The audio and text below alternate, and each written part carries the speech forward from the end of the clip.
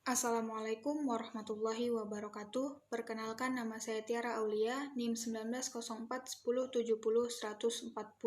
Saya dari Prodi Teknik Geofisika Universitas Syah Kuala. Di sini saya akan menjelaskan mengenai mata kuliah geodinamika, yaitu tentang hidrogeologi. Hidrogeologi merupakan suatu ilmu yang menghubungkan antara material geologi dan proses maupun aktivitas air, khususnya air tanah. Studi hidrogeologi meliputi berbagai bentuk air serta menyangkut perubahannya, antara lain dalam keadaan cair, padat, gas, di dalam atmosfer, di atas maupun di bawah permukaan. Sekarang kita akan membahas beberapa hal mengenai air tanah. Air tanah adalah air yang terdapat di dalam lapisan tanah atau batuan di bawah permukaan tanah. Dengan kata lain, air tanah adalah air yang bergerak di dalam tanah yang terdapat di dalam ruang antar butir yang meresap ke dalam tanah dan bergabung membentuk lapisan dan biasa disebut dengan akuifer. Adapun faktor-faktor penting dalam pembentukan air tanah meliputi curah hujan, runoff, evaporasi, dan infiltrasi.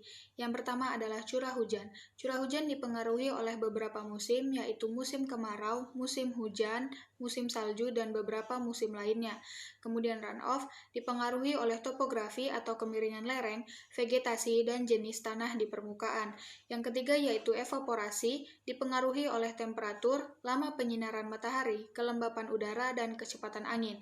Dan yang terakhir adalah infiltrasi, dipengaruhi oleh ketersediaan air di permukaan tanah, jenis tanah permukaan, tingkat kejenuhan tanah, dan beberapa pengaruh lainnya. Air tanah dapat dibedakan menjadi beberapa jenis.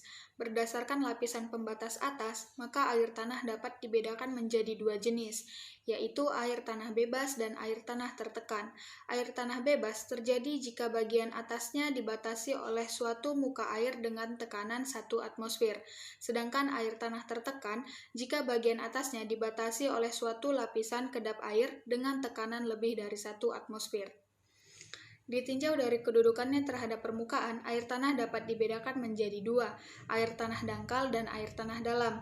Umumnya, air tanah dangkal berasosiasi dengan akuifer tak tertekan, yakni yang tersimpan dalam akuifer dekat permukaan hingga kedalaman 15-40 meter. Sedangkan air tanah dalam umumnya berasosiasi dengan akuifer tertekan, yakni tersimpan dalam akuifer pada kedalaman lebih dari 40 meter. Keterdapatan air tanah. Keterdapatan air tanah di suatu kawasan amat dipengaruhi oleh kondisi geologis yang meliputi litologi batuan, struktur, dan porositas batuan.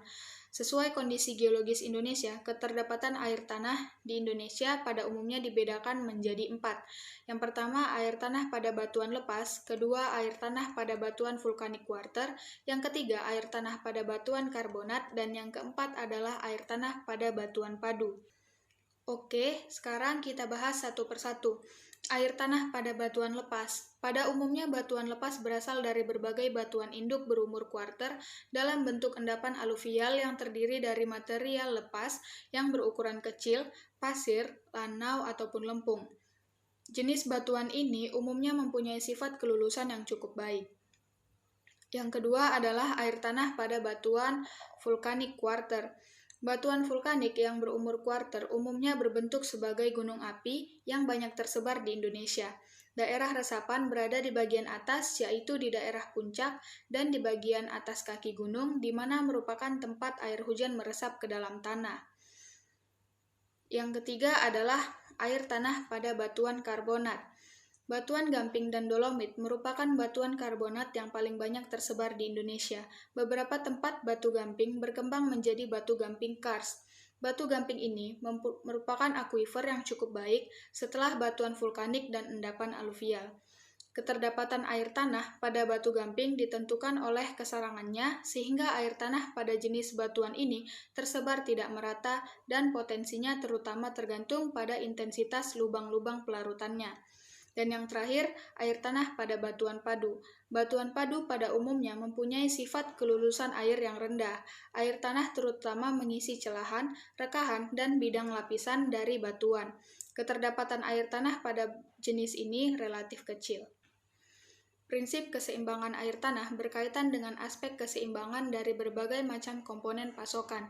Dalam hal ini, jumlah imbuhan dan pendayagunaan atau luah air tanah. Keseimbangan air tanah dalam suatu area dapat dilihat dengan persamaan sebagai berikut. Ketersediaan air tanah dikurang penggunaan air tanah sama dengan perubahan ketersediaan air tanah. Cekungan air tanah. Cekungan air tanah didefinisikan sebagai suatu wilayah yang dibatasi oleh batas hidrogeologis, tempat semua kejadian hidrogeologis seperti proses pengimbuhan, pengaliran, dan pelepasan air tanah berlangsung. Secara hidrogeologi, unit terbesar dalam suatu batas tertentu disebut sebagai cekungan air tanah, yang menunjukkan suatu cekungan endapan sedimen.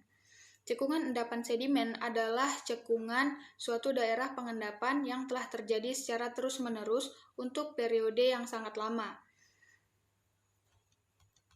Kualitas air tanah. Kualitas dari air tanah ditentukan oleh kriteria kualitas air yang mencakup beberapa sifat utama, antara lain sifat fisika, sifat kimia, serta bakteriologi air tanah tersebut. Sifat fisika mencakup warna, bau, rasa, dan suhu. Sifat kimia mencakup kandungan ion, keanekaragaman, daya hantar listrik, dan keasaman. Sedangkan bakteriologi mencakup kandungan bakteri seperti bakteri E. coli, algae, dan protozoa. Demikianlah hasil penjelasan mengenai hidrologi air tanah. Semoga dapat bermanfaat bagi para pendengar. Saya akhiri, Assalamualaikum warahmatullahi wabarakatuh.